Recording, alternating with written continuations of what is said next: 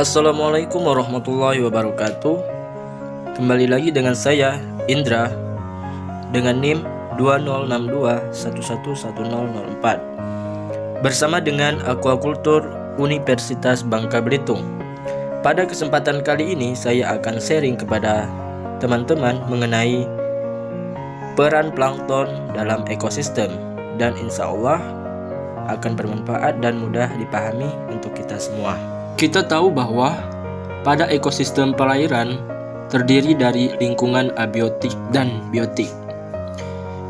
Di sana mempertunjukkan adanya interaksi yang rumit antara mikroorganisme dengan mikroorganisme maupun antara mikroorganisme dengan makroorganisme, baik tumbuhan maupun hewan.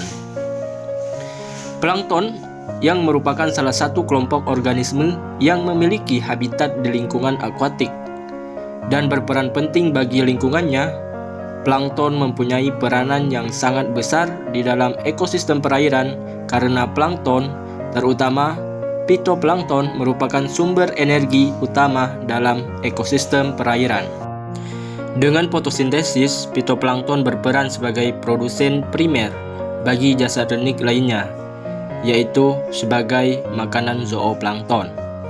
Dengan demikian, peranan plankton, terutama phytoplankton, ternyata juga memberikan kontribusi kepada lingkungan ekosistem perairan, seperti lautan dengan menghasilkan 70% oksigen perairan laut di dunia.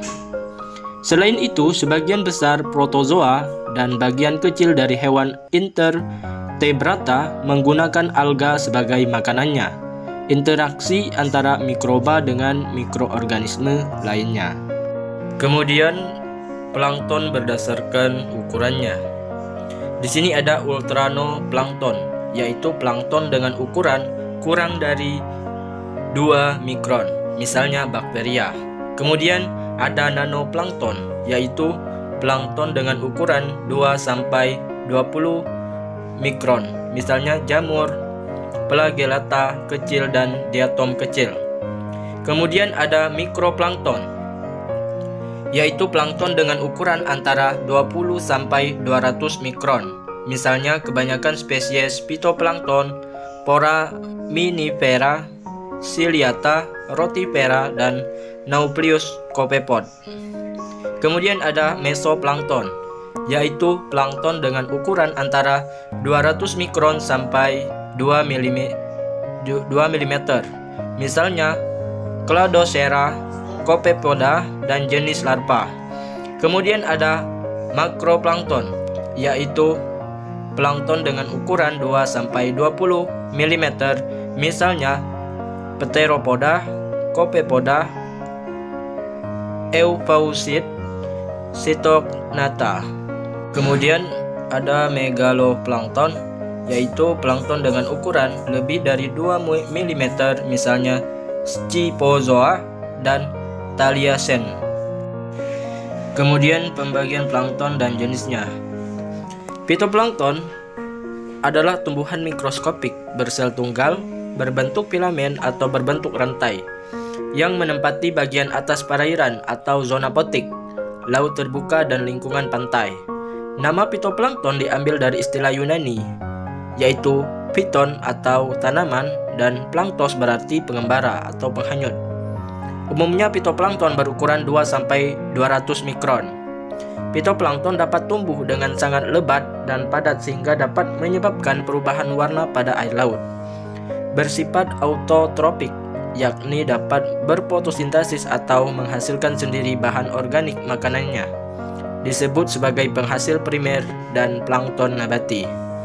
Kemudian ada zooplankton. Zooplankton merupakan plankton hewani yang terhanyut secara pasif karena terbatasnya kemampuan bergerak. Hampir meliputi seluruh filum hewan, mulai dari protozoa atau hewan bersel tunggal sampai filum chordata atau hewan bertulang belakang. Kemampuan renangnya sangat terbatas, bersifat heterotropik, yaitu tak dapat memproduksi sendiri bahan organik dari bahan anorganik. Ukurannya yang paling umum berkisar 0,2 sampai 2 mm, tetapi ada juga yang berukuran besar, misalnya ubur-ubur yang bisa berukuran sampai lebih dari 1 meter. Dapat dijumpai mulai dari perairan pantai, perairan muara di depan muara, sampai ke perairan di tengah samudera, dari perairan tropis hingga ke perairan ruas-ruas kutub. Kemudian, bakterioplankton. Bakterioplankton merupakan bakteri yang hidup sebagai plankton, di mana mempunyai peran yang sama seperti bakteri pada umumnya, ialah sebagai pengurai. Peranan bakterioplankton juga sangat penting dalam kehidupan biota laut, yang mana berperan sebagai pengurai untuk biota laut yang sudah mati, sehingga memproduksi hara seperti fosfat, nitrat, silikat, dan sebagainya. Lalu akan didaur ulang dan dimanfaatkan lagi oleh fitoplankton dalam proses fotosintesis. Kemudian pirioplankton. Pirioplankton merupakan virus yang hidup sebagai plankton dengan ukuran sekitar 0,2 mikrometer. Sebab pirioplankton merupakan virus, maka dia akan membutuhkan inang untuk mempertahankan kelangsungan hidupnya dengan cara menempelinya. Organisme yang biasa menjadi inangnya tak lain ialah fitoplankton atau bakterioplankton. Meskipun begitu, pirioplankton juga mempunyai peranan penting tersendiri dalam kehidupan perairan, yaitu proses daur karbon atau carbon cycle di dalam ekosistem laut. Kemudian pembagian plankton berdasarkan siklus hidupnya. Di sini ada holoplankton. Kelompok holoplankton atau plankton tetap adalah plankton yang sepanjang hidupnya dilaluinya sebagai plankton, mulai dari telur, larva, hingga dewasa. Contoh dari jenis ini adalah Chaetonagnatha, Chosepoda, Cokepod, Amphipod, Salpod, Coetegnat. Kemudian meroplankton. Meroplankton atau plankton sementara adalah plankton di mana kehidupannya sebagai plankton hanya ada pada tahap awal dari daur hidup biota tersebut, yakni pada tahap sebagai telur dan larva saja. Beranjak dewasa ia akan berubah menjadi nekton, yakni hewan yang dapat aktif berenang bebas, atau sebagai bentos yang hidup menetap atau melekat di dasar laut. Pada umumnya ikan menjalani hidupnya sebagai plankton ketika masih dalam tahap telur dan larva, kemudian menjadi nekton dan dapat berenang bebas. Kerang dan karang adalah contoh hewan yang pada awalnya hidup sebagai plankton pada tahap telur hingga larva, yang selanjutnya akan menjalani hidupnya sebagai bentos yang hidup melekat dan menancap di dasar laut. Nah, di sini ada gambar 5 yaitu holoplankton, dan kemudian pada gambar 6 itu contoh meroplankton. Di lain pihak, plankton selain berinteraksi dan menguntungkan sesama mikroorganisme, ternyata juga mempunyai peranan yang sangat penting bagi hewan-hewan makroorganisme di perairan. Plankton berperan bagi penyediaan pakan alami bagi ikan. Usaha budidaya ikan pada dewasa ini nampak semakin giat dilaksanakan orang dengan cara intensif, baik di air tawar, air payau, maupun air laut. Selain makin intensif, usaha itu pun semakin meluas juga.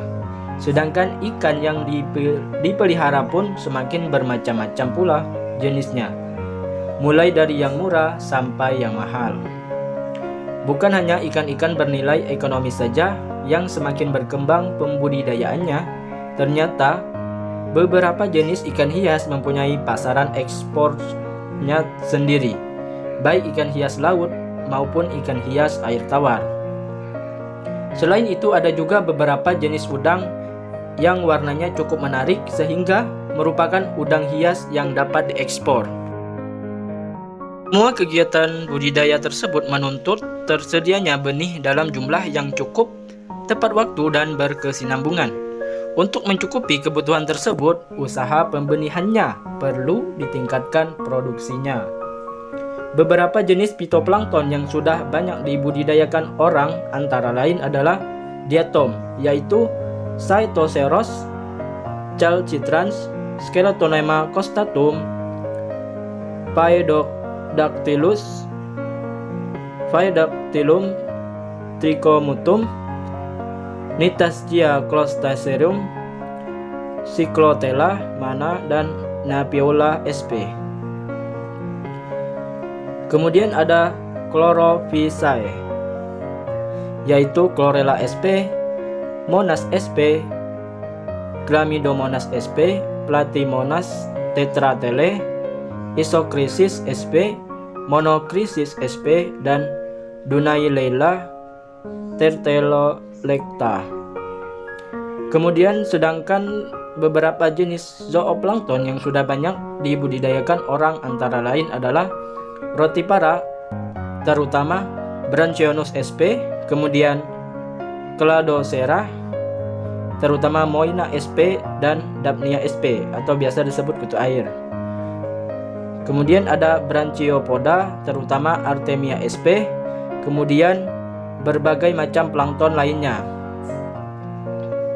seperti Infusoria atau Paramecium, jentik-jentik, nyamuk, anak tiram, anak teritip, Balanus sp, anak bintang laut atau Arbachis sp, dan lain-lain.